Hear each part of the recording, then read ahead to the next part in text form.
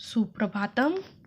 आज का अध्याय है सप्तम पाठ लोकहितं मम करणीयम। लोकहितं मम करणीयम अर्थात जन कल्याण ही हमारा कर्तव्य है। कहा गया है प्राचीन काले भारतम आबाल वृद्धम च प्रशस्ता आसीत् संस्कृत वाणी। प्राचीन काल में संपूर्ण भारत में बच्चों से लेकर वृद्धों तक संस्कृत वाणी का प्रसार था। अनंतरम चीर कालम यावत उत्तरोत्तरम घटमाना एयम क्षीण जाता। इसके बाद बहुत समय तक उत्तरोत्तर घटती हुई यह क्षीण हो गई। अद्यत्वे पुनरियम कश्चित वर्धमाना दृश्यते। आजकल फिर यह कुछ बढ़ती हुई नजर आती है। पुरा कदाचित इहम भारते अजस्त्रः प्रवहन्ति इयं संस्कृत गंगा पुनरपि लोकहिताय देवलोकात् अवतारणीया। पहले कभी यहाँ भारत में निरंतर प्रवाहित होती हुई सांस्कृतिक रूपी गंगा फिर से लोकहित के लिए विद्यानेक भागीरथः प्रयत्ना सन्ति देवलोक से अवतरित करनी चाहिए। ऐसी बुद्धि अर्थात ऐसा सोचकर अनेक भागीरथ प्रयत्नशील रही। तेन चतुर्दिक्षु संस्कृत जगति कच्चे स्पंद स्फुरम व अवलोक्यते। उससे चारों दिशाओं में संस्कृत जगत में कुछ हलचल और स्फुरण देखा जाता रहा। संस्कृत अनुकूलस्य वातावरणस्य निर्माण आरब्ध। संस्कृत के अनुकूल वातावरण का निर्माण आरंभ हो चुका। बहुकाल आदंतरम विद्यालयेषु अध्ययनां लगवः बालकाः अपि तत्र संस्कृतेन संभाषणं कुर्वन् दृश्यते। बहुत समय के उपरांत विद्यालयों में पढ़ते हुए छोटे छोटे बालक भी वहाँ तहाँ संस्कृत में संभाषण करते नजर आने लगे। बालानाम आकर्षण संस्कृत गीतीनाम अपि एक सरल उपक्रम। बच्चों के आकर्षण के लिए संस्कृत गीत भी एक सरल उपाय रहा। तेन संस्कृत भाषा संस्कारो अपि अनायास जन्यते।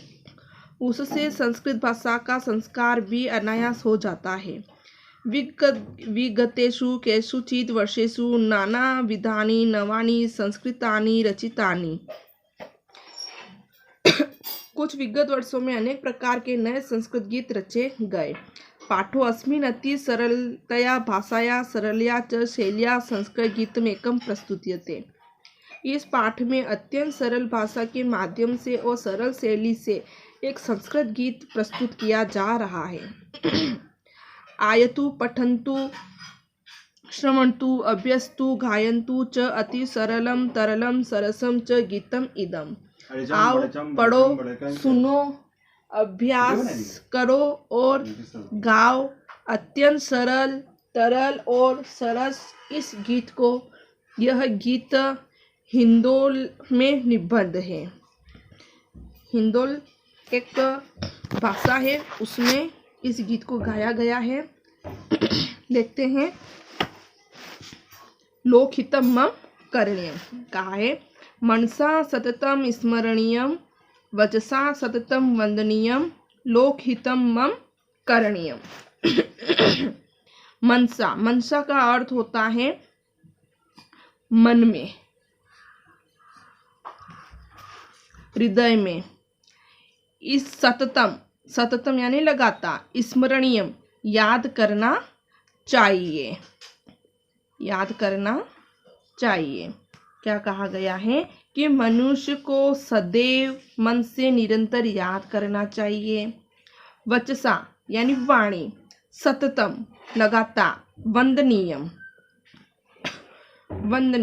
बोलना चाहिए। वाणी से निरंतर यही बोलना चाहिए। लोकहितम का अर्थ होता है जन कल्याण में। करणीयम करने योग्य है या करना चाहिए। कि जन कल्याण ही हमारा कर्तव्य अर्थात करने योग्य है। क्या अर्थ होगा इस पूरी लाइन का? मनुष्य को सदैव मन से निरंतर याद करना चाहिए। वाणी से निरंतर यही बोलना चाहिए कि जन कल्याण ही हमारा कर्तव्य है अर्थात करने योग्य है। क्योंकि मानव को सदैव लगातार मन से याद करके, वचनों को बोल करके जो जन कल्याण में मेरे करने योग्य जो कर्तव्य है उन्हें मैं निरंतर करता रहूं। इस प्रकार से जन कल्याण के लिए कार्य करते रहना चाहिए। अगले में बताया गया है, न भोग भवेन रमणीयम न च सुख शयन शयनीयम अहर्निशम जागरणीयम लोकहितम मम करणीयम। भोग भवेन यानी भौतिक भोगों या सुविधाओं से युक्त भवन में, रमणीयम यानी रहना चाहिए, न च सुख शयनेन सुख साधनों से, सुख सुविधाओं से, अहर्निशम दिन रात, जागरणीयम जागना चाहिए। क्या कहा है कि मनुष्य को सुख सुविधाओं से परिपूर्ण भावनाओं में रमण नहीं करना चाहिए, सुखद शयन अर्थात पलंग पर नहीं सोना चाहिए, दिन रात जागना चाहिए क्योंकि जन कल्याण ही मेरा कर्तव्य है। ऐसा सोच करके उन्हें निरंतर सुख सुविधाओं का त्याग करके, पलंग का त्याग करके दिन रात यही सोचना चाहिए कि ये जो जन कल्याण है यही मेरा कर्तव्य है। अगले में बताया है, न जातु दुखम गणनीयम न च निज सौख्यम मननीयम कार्य क्षेत्रे त्वरणीयम लोकहितम मम करणीयम। कहा है जातु का अर्थ होता है कभी, गणनीयम गिनना चाहिए, सौख्यम सुख को, मननीयम मन में लाना चाहिए, करणीयम जल्दी करनी चाहिए, त्वरणीयम जल्दी करना चाहिए। क्या कहा है कि दुख को हमें कदाचित नहीं गिनना चाहिए और न ही सुख का मनन करना चाहिए अर्थात सुख का ध्यान करना चाहिए। अपने कार्य के क्षेत्र में शीघ्रता करनी चाहिए क्योंकि मानव कल्याण ही मेरा कर्तव्य है, यही मुझे करना चाहिए, यही मेरा जन कल्याण है।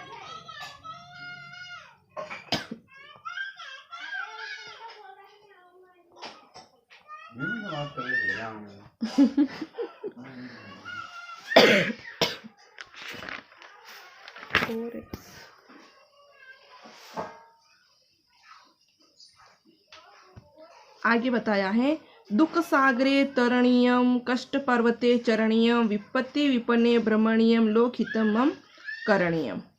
मनुष्य को दुखों के सागर में तैरना चाहिए, कष्टों के पर्वत अर्थात ढेर पर भी विचरण करना चाहिए, विपत्तियों के जंगल में घूमना चाहिए, मुझे जन कल्याण करना चाहिए। दुख सागरे का अर्थ होता है दुख के सागर में, कष्ट पर्वते कष्टों के ढेर में, चरणीयम विचरण करना चाहिए, विपत्ति विपिने विपत्तियों के जंगल में, भ्रमणीयम भ्रमण करना चाहिए कि मनुष्य को दुखों के सागर में तैरना चाहिए, कष्टों के पर्वत अर्थात ढेर पर भी विचरण करना चाहिए, विपत्तियों के जंगल में घूमना चाहिए, मुझे जन कल्याण करना चाहिए अर्थात दुखों के समुद्र को भी मनुष्य को सुख से पार करना चाहिए,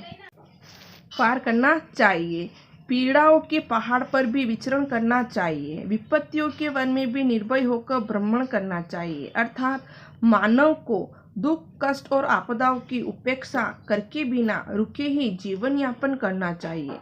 इनके अवरोध आने पर अपने कार्य में रुकना या विचलित नहीं होना चाहिए अर्थात जन कल्याण के लिए कार्य करते रहना चाहिए। अंतिम श्लोक में बताया गया है कि गहन आरण्ये गण अंधकारे बंधुजनाये स्थिता घरे तत्र मया संचरणीयम लोकहितम मम करणीयम। क्या कहा गया है, गहन आरण्य कि सघन वन में भी घना अंधकारे गहन अंधेरे में बंधुजनों को संचरण करना चाहिए, विचरण करना चाहिए कि गहन अंधेरे में सघन वन में जो मेरे भाई बहन गड्ढे में पड़े हुए हैं। गहरे, स्थिता गहरे का अर्थ होता है गड्ढे में पड़े रहना, अर्थात पतित हो गए हैं, गिर गए हैं। वहाँ मुझे संचार करना चाहिए, विचरण करना चाहिए। मुझे लोक या जन कल्याण करना चाहिए। कहा है कि मुझे वहाँ जाना चाहिए जहाँ मेरे बहुत से भाई बंधु अज्ञान के गहन अंधकार में जीवन यापन कर रहे हैं, अतः उनके कष्ट भी दूर करने चाहिए, क्योंकि जन कल्याण करना ही मेरा परम कर्तव्य है। इस प्रकार से लोक जन कल्याण के बारे में इस पाठ में दिखाया गया था।